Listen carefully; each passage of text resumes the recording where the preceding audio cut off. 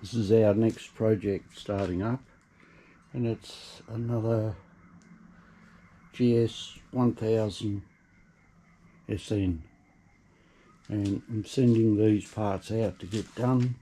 This is just a blast tank and the guard, and we're going to powder coat the frame, black gloss of course, and hopefully it'll be back in 3-4 days.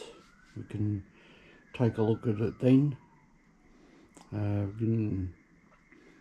First part is probably just fit the stands and the swing arm, see how we go.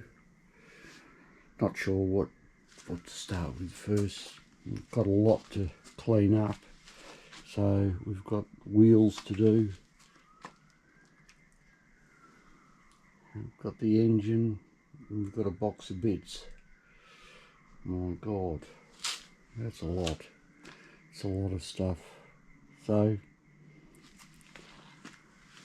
we'll be starting that soon, so wait and see. So catch you all later and see how we go.